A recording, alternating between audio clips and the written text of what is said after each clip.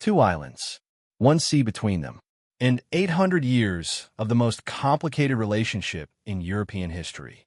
England is the larger island, one of history's greatest empire builders, a nation that once ruled a quarter of the Earth's surface. Ireland is its smaller western neighbor, ancient, fiercely independent, and home to one of the oldest continuous cultures in the world. For centuries, these two nations have been bound together by geography, separated by identity, and torn apart by power. This is not a simple story of conqueror and conquered. It is a story of language, land, religion, starvation, revolution, and an identity that survived everything thrown at it. This is the entire history of Ireland and England. Long before England existed as a concept, Ireland had already built one of the most sophisticated cultures in the ancient world. The earliest settlers arrived in Ireland around 10,000 BC, crossing land bridges left by the last ice age. By 3200 BC, the Irish had constructed Newgrange, a megalithic passage tomb older than Stonehenge and the Egyptian pyramids, aligned perfectly with a winter solstice sunrise. The Celts arrived from continental Europe around 500 BC, bringing with them the Irish language, a sophisticated legal system called the Brehon Laws, a rich oral tradition, and the Druidic religion. Ireland was never conquered by the Romans, the only major territory in Western Europe to resist the empire entirely. This isolation allowed Irish culture to develop on its own extraordinary terms. When Christianity arrived in the 5th century, most famously through the mission of St. Patrick, Ireland did not abandon its ancient culture, but blended it with a new faith to produce one of the most remarkable Christian civilizations in history. Irish monks preserved the learning of the ancient world through the Dark Ages, copying manuscripts in remote island monasteries while continental Europe burned. Ireland was, for a century, the intellectual center of the Western world. Ireland's golden age was shattered in 795 AD when Viking longships appeared off the northern coast. For over a century, Viking raiders struck Ireland's monasteries and coastal settlements with devastating regularity, burning the very libraries that had made Ireland the intellectual center of Europe. But the Vikings also settled, founding Ireland's first towns, including Dublin, Waterford, and Limerick, which they used as trading bases. The Irish fought back fiercely, and in 1014, the High King Brian Boru defeated a major Viking force at the Battle of Clontarf, breaking Norse power in Ireland once and for all, though Brian himself was killed on the day of his greatest victory. Then, in 1169, a new and ultimately far more consequential group of foreigners arrived on Irish shores. Norman knights from England, invited by a deposed Irish king seeking to reclaim his throne, landed in Wexford with their armored cavalry and castle-building expertise. Within decades, the Normans controlled large swathes of Ireland and had begun a process that would entangle Ireland and England together, sometimes violently, for the next 800 years. For the next 4 centuries, English control over Ireland remained partial and bitterly contested. The Normans who had come as conquerors gradually became absorbed into Irish culture, speaking Irish, intermarrying with Irish families, and adopting Irish customs, a process so complete that historians describe them as becoming more Irish than the Irish themselves. This alarmed the English crown, which passed the Statutes of Kilkenny in 1366, laws that forbade the English settlers from speaking Irish, marrying Irish people, or adopting Irish customs, on pain of death. It was the first attempt to legally separate the two peoples, and it largely failed.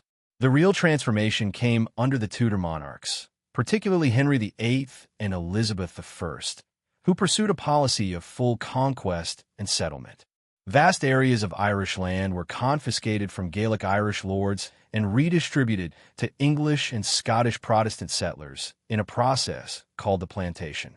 The most significant was the Plantation of Ulster in 1610, which planted Protestant settlers across 6 northern counties and created the demographic division that still defines Northern Ireland to this day. The 17th century brought Ireland the worst violence it had ever experienced. In 1641, the dispossessed Irish Catholics rose in rebellion, In the chaos that followed, thousands of Protestant settlers were killed. In England, civil war broke out between the Royalists and Parliament.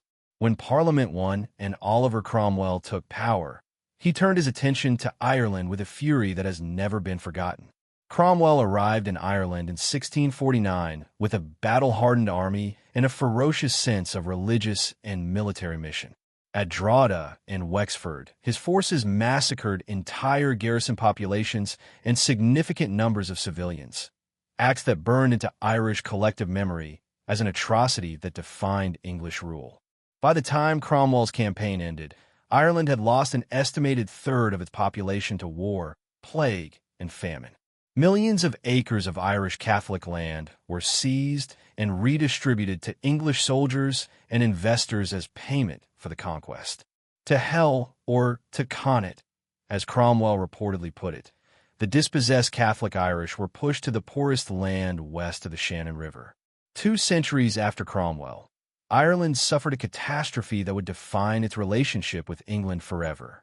By the 1840s, Ireland's population had grown to over 8 million people, the majority of them desperately poor tenant farmers, living on small plots of land owned by mostly absentee English landlords, surviving almost entirely on the potato. When a fungal disease called potato blight arrived in 1845, it destroyed the potato crop across Ireland year after year. What followed between 1845 and 1852 was the Great Famine, the single greatest humanitarian catastrophe in 19th century Europe. Over 1 million people died of starvation and disease. Another 1.5 million emigrated in the immediate years of the famine alone. By 1900, Ireland's population had fallen from 8 million to 4 million, halved by death and emigration. The central controversy of the famine, and it remains a controversy, is that throughout the worst years of mass starvation, food was still being exported from Ireland to Britain and elsewhere. The British government's response was shaped by an ideological belief in free market economics and a widespread view among the English political establishment that the famine was a natural correction to Irish overpopulation. The famine did not end England's rule over Ireland, but it ended any remaining possibility that many Irish people would ever genuinely accept it. The famine transformed Irish nationalism from a cultural movement into a revolutionary one. A new generation of Irish leaders emerged who believed that no amount of peaceful petitioning would ever persuade Britain to genuinely share power with Ireland. The Irish Republican Brotherhood, founded in 1858, dedicated itself to winning independence through armed rebellion. Meanwhile, the parliamentary movement led by Charles Stewart Parnell came achingly close to achieving Home Rule, a limited form of Irish self-governance within the British Empire, through entirely legal means. Parnell built a powerful Irish parliamentary party at Westminster and won the support of British Prime Minister Gladstone for Home Rule in 1886. But it was blocked twice in Parliament by the House of Lords and Protestant Unionist opposition before becoming law.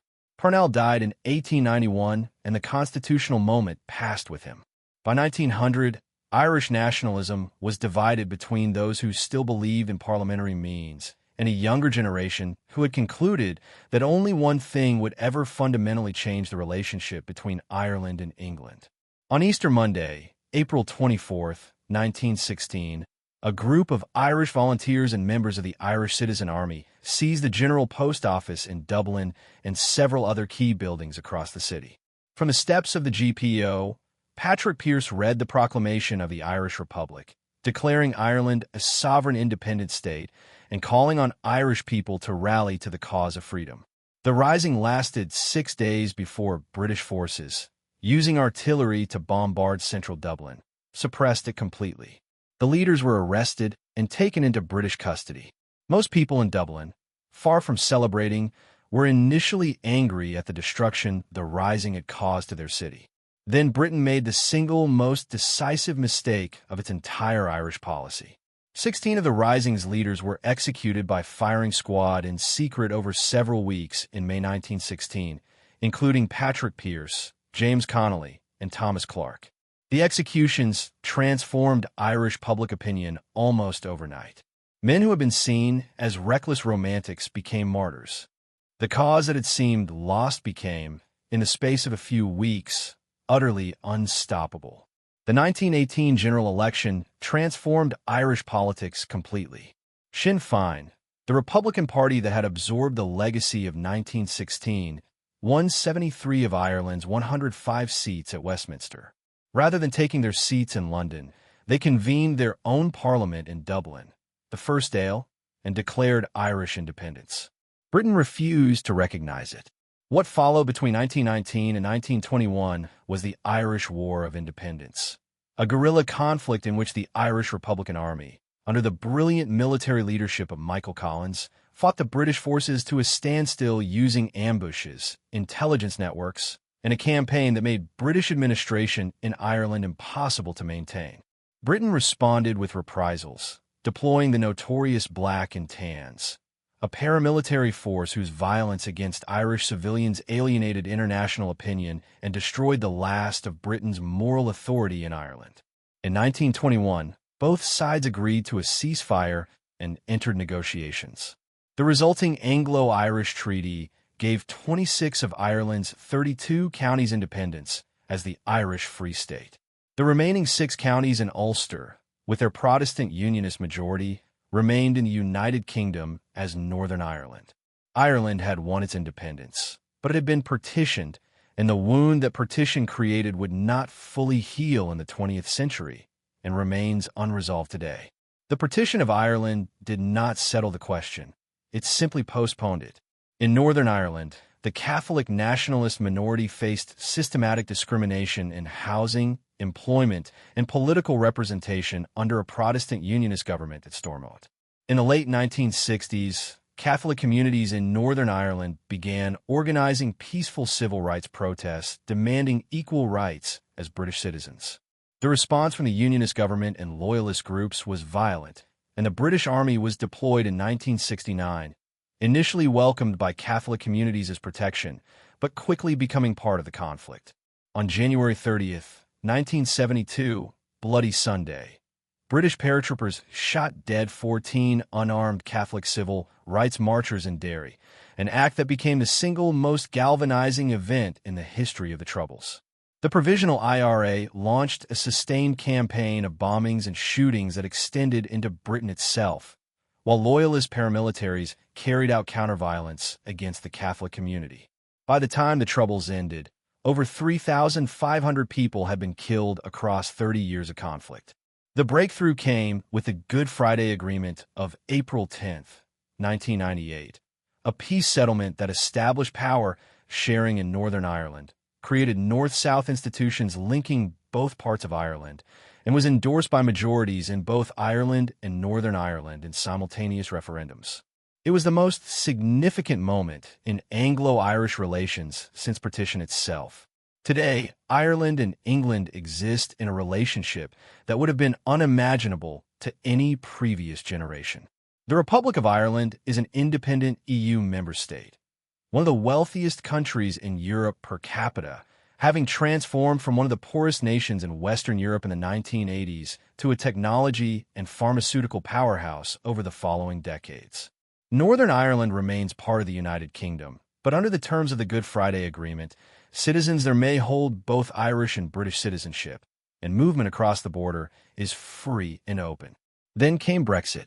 In 2016, Britain voted to leave the European Union, but Northern Ireland voted to remain, reopening the question of the Irish border in an entirely new political context. The Irish border, which had virtually disappeared after the Good Friday Agreement, suddenly became the most contested and difficult issue in the entire Brexit negotiation, directly linking the future of Anglo-Irish relations to European politics. In 2021, Northern Ireland census data showed for the first time that Catholics slightly outnumbered Protestants, a demographic shift with profound, long-term political implications for the question of Irish unity. The relationship between Ireland and England in 2026 is more equal, more complex, and in some ways more unresolved than at any point since partition itself. Some questions simply take very long to find their final answers. 800 years, one island and its neighbor. The story of Ireland and England is the story of a conquest that could never be completed, of a culture that refused to be erased, of a language that survived being banned, of an identity that outlasted every attempt to replace it. It is also the story of two peoples who, despite everything, share more than they sometimes acknowledge: language, literature, music, family, and the complex intimacy of centuries of forced proximity. The question of Ireland's future, whether a united Ireland will ever exist, what form it will take, and whether the communities of Northern Ireland can find a genuinely shared future, remains one of the most consequential unresolved political questions in the English-speaking world. Some wounds simply take longer than others to heal. But the fact that we're discussing this in 2026 in peace, rather than in the language of war, is itself a kind of miracle. If this documentary moved you, please subscribe and share it, because some stories are too important to be forgotten. This has been the entire history of Ireland and England. Thank you for watching.